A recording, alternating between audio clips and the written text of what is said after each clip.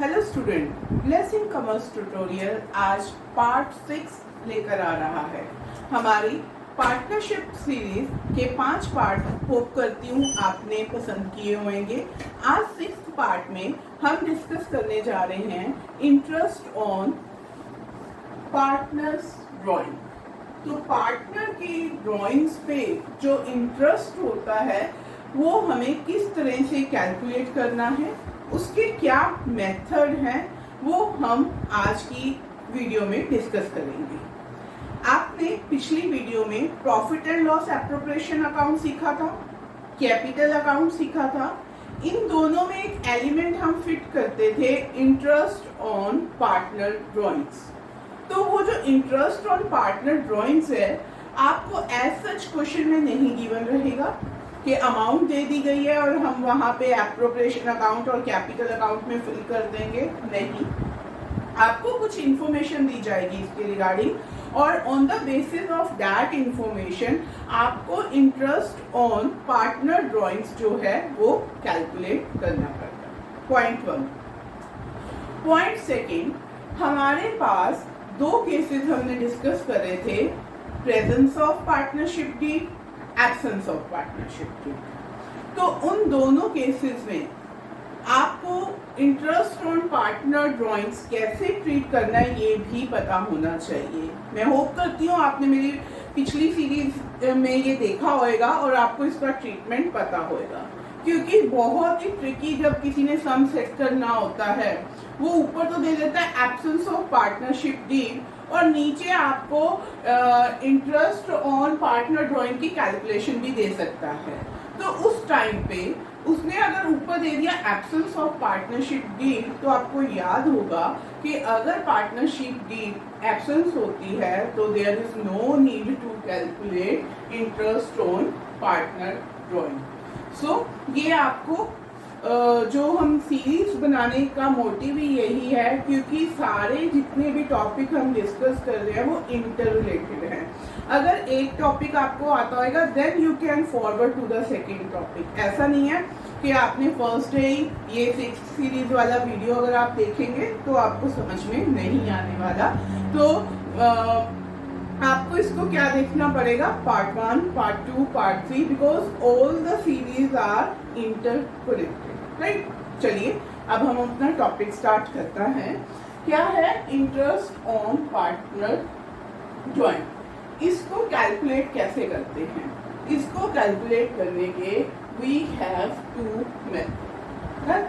कौन से मेथड है? First method is average method and second method is called simple और प्रोडक्ट मेथड। अब ये मैं क्यों मेथड डिस्कस कर रही हूँ, बिकॉज अगेन इट डिपेंड के क्वेश्चन में आपको समटाइम मेथड भी दे सकते हैं कि calculate with the help of average method और calculate with the help of simple और प्रोडक्ट मेथड।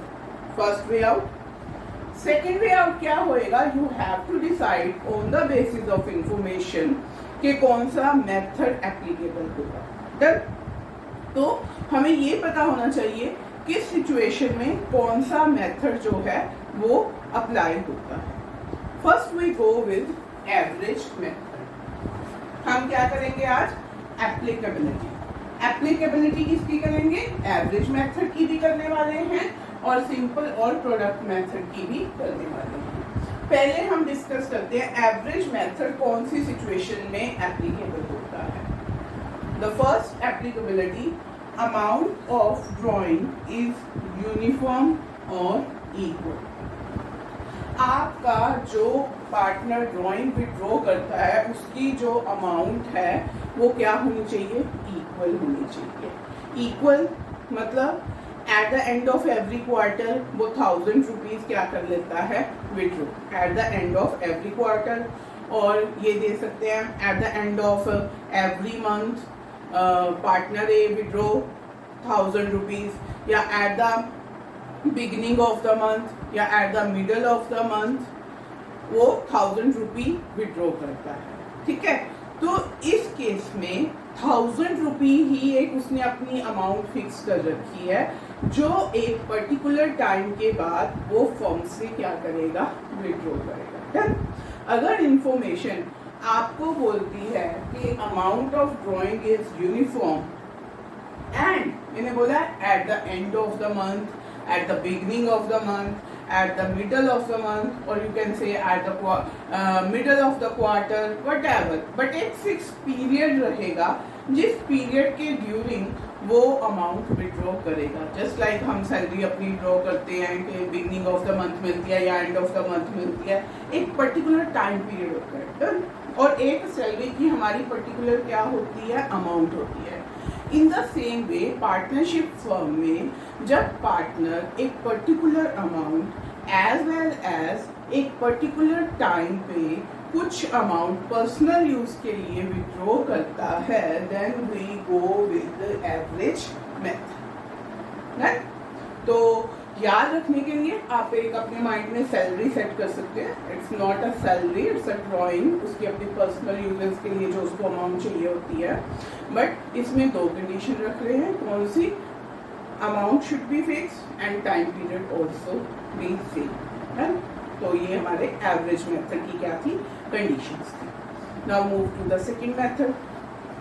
सेकंड मेथड कौन सा कह रहे हैं हम, सिंपल और प्रोडक्ट मेथड। इसको सिंपल मेथड भी बोला जाता है, इसको प्रोडक्ट मेथड भी बोला जाता है। This method is entirely different from the average method. Again it has two condition. जैसे उसमें क्या था, सेम अमाउंट सेम टाइम। अब इसमें क्या कर लीजिए, unequal amount and time is also not uniform. Like first month में तो उसने 1000 रुपये निकाल लिए, फिर 2 महीने के बाद वो कहता मेरे को 2000 रुपीज चाहिए, फिर 1 मंथ बाद के बाद फर्म में से उसने 4000 रुपीज निकाल लिए। ठीक है, फॉलो कर रहे हो।